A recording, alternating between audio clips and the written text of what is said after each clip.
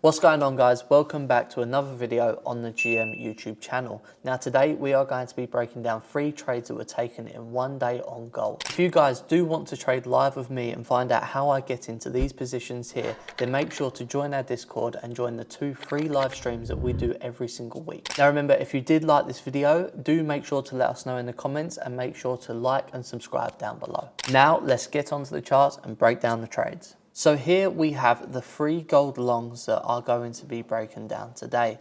To start with, we are getting into longs, and this is because we are taking advantage of all of this bearish movement that we've had yesterday, which was actually a $30 move. Now this is a lot for gold. We don't usually see these $30 moves, especially when we have no news days, which on this day there was no news, and instead it just moved in one single direction.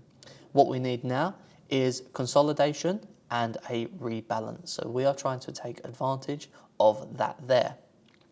If we come to the charts and we come to the first trade here, we can see, firstly, there was a 730 Frankfurt reversal, which this would have been a very, very nice trade. However, I wasn't able to get into this trade. But as we come down, we see that the bulls had taken over into the market here. And if we look at the sprint and recovery that occurs, we can see that the bulls are a lot more in control. Now, as we come down to the low here, if we look at the consolidating price, we can see, one, price had become oversold. We tapped into an oversold region. That means price may want to rebalance. 2, we come down and we form this region of indecision where the bulls actually look like they're taking over a little bit more in control. Now, upon the entry, which was this push down here, we see that we have this indecision forming here.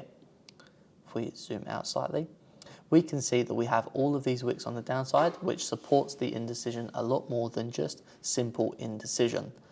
So entry was taken based off of the indecision. We have the move up, and then we hit TP, which I was looking at one of these legs just for a move. Remember, I'm not looking for any form of continuation trade. I'm only looking for reactions, and this is exactly that. A $2 move, perfect. The second trade, if we look here, we do have, again, very, very similar situation to what we had with the first trade. If we zoom out here, we can see that we've had this sprint and this lovely recovery to the downside. If we zoom in here, we see that we've had this sprint. We've broken multiple levels of structure to the left, supporting the bulls a lot more. Then we have this lovely recovery to the downside. Now, as price come down, we'd already made profit on the first trade, so why will we not get into this second trade? We're already risk-free for the entire day. So we get into the trade once we do notice that the bears are starting to struggle to move price down, using this previous region of price as a region of demand to support the longs. Shortly after, price was a little bit rejective and then eventually shot to the upside, and the target, we was only looking at this previous high here. We could have looked at the London high, however I was more comfortable with this high here, being that it was over a $2 move. Now coming into New York, we did have strong bullishness to start with. We had a rejection straight away, and off the back of the rejection we come to the bottom and we may be able to see it already. If we zoom out a little bit more, make it slightly clearer for everybody, we can see very clearly we've had the bearish move. The bears are clearly in control of this move. But as we come to the bottom here, what do we notice? We've spoken about it already. That is indecision. So once we do experience the indecision, and once we notice, if we zoom in a little bit more again, once we notice that the bulls have come into the market and pushed price to the upside, we see these low side wicks. Very, very nice for the confirmation for the bulls.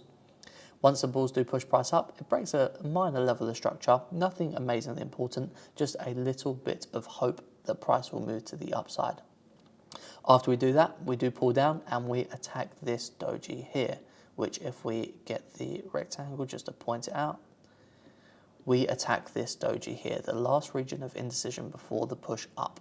And this is what I used as my demand zone. We entered off the top and covered the absolute low with the SL.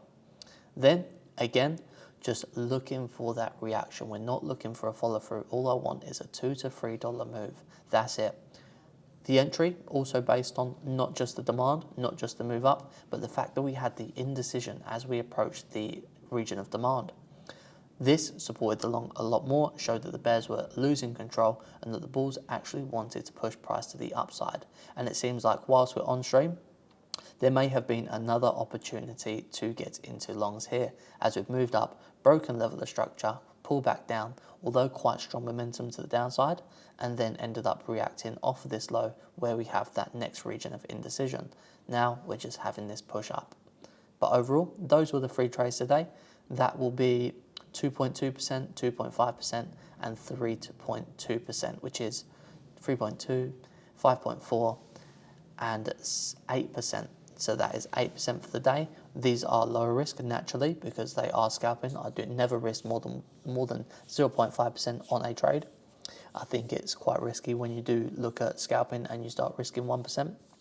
But overall, very, very, very good day of trading. Let's hope the rest of the week is like this. Thank you guys. I hope you guys did enjoy that breakdown on gold. There was 3 lovely trades where we made 8% across the day. It is a brilliant day for trading gold. Now guys, remember, if you did like the video, make sure to like, comment and subscribe down below, and I will see you all next time.